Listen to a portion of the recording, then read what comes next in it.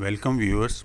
In this chapter we will study about modals and types of verbs, their explanation and use in sentences.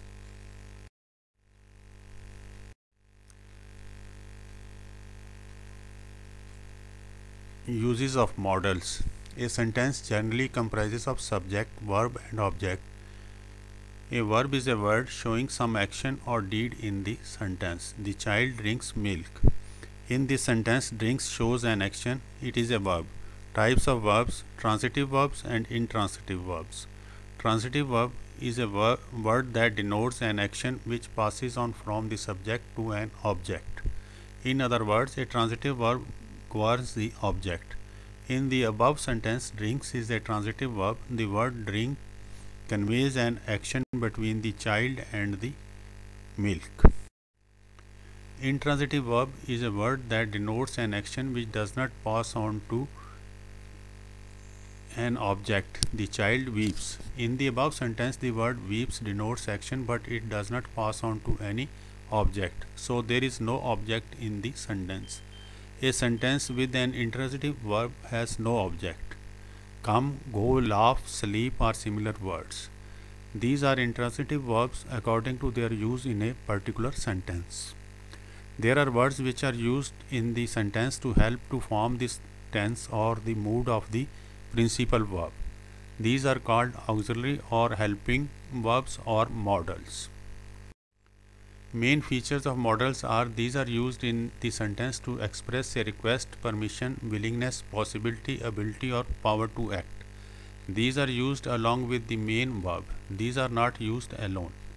Along with a modal, first form of verb is used. A modal remains unchanged irrespective of number or gender of the subject. The word to is used along with ought and used. Example: we should help him.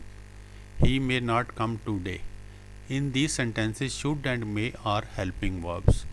The main helping verbs are is, am, are, was, were, been, being, has, have, had, do, does, did, may, might, can, could, shall, should, will, would, ought, should, has been, have been, had been, etc. Some verbs are used both as transitive as well as intransitive verbs. Examples: birds fly in the sky. Boys fly kites. The slate broke. He broke the slate. Reflexive verbs. A verb which has a reflexive pronoun as its object is called reflexive verb, as the boy hurt himself. The boys cried themselves hoarse. In the above sentences, the words in italics are reflexive verbs and the words in italics after them are reflexive objects. Impersonal verbs. An impersonal verb is one which has no real subject, as it rains, it hails, it is very fine, it is very pleasant. In the aforesaid sentences, the subject it may refer either to the sky or the weather. Causative verbs. A verb in respect of which the work is got done instead of doing by the subject is called a causative verb, as he got her punished. The subject himself, he is not doing the work, but on his behalf someone else is doing the same. Example: let him sit here. Did you get the door opened? Get this letter posted. In the aforesaid sentences, causative verbs are used. The use of is, am, are, was and were. Is, am and are used in present tense. Am is used with I in present tense. Example: I am going to the market. Am I going to the market? Is used with third person singular, that is he, she and it, or name in singular. Example: the child is making a noise. She is sitting in her office. Are is used with first person plural, second person singular and plural and third person plural. Example: we are very happy. Are the grapes sour? Was and were are used in past tense. Was is used with the first and third person singular, that is I, he, she and it, or a name in singular in past tense. Were is used with first person plural, second person singular and plural, and third person plural in past tense. Example: she was not going to her office. They were plucking flowers. Were is also used to express strong desire for an act. Examples: if I were a king, if only I were a millionaire. The use of have, has, and had. Have and has are used in present tense, whereas had is used in past tense. Have is used with first person and second person singular and plural and third person plural in present tense. Example: I have a beautiful purse. Have you any spare pen with you? Here have means to possess. Have and has are used in following tenses: present perfect tense, present perfect continuous tense, present perfect tense, past perfect tense, future perfect tense, future perfect continuous tense. Examples: present perfect tense.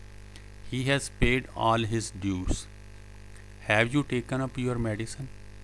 They have gone to the market. Present perfect continuous tense. We have been playing cricket since morning. Has the teacher not been teaching you for 2 months? They have been making a noise for an hour. Past perfect tense.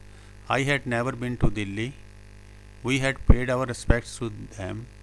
She had plucked many flowers in the garden. Past perfect continuous tense. I had been doing my work for 2 hours. Had the teacher not been teaching you for 2 months? They had been making a noise for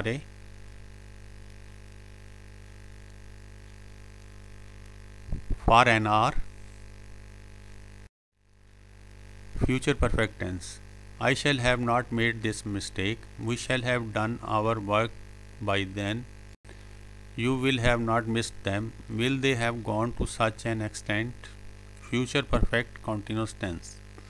I shall have been working for 2 hours. We shall have been playing since morning. Will you have been studying for 1 hour?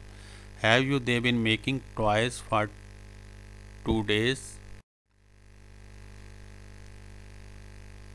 Thank you, viewers. For the remaining portion of this chapter, please go to next post,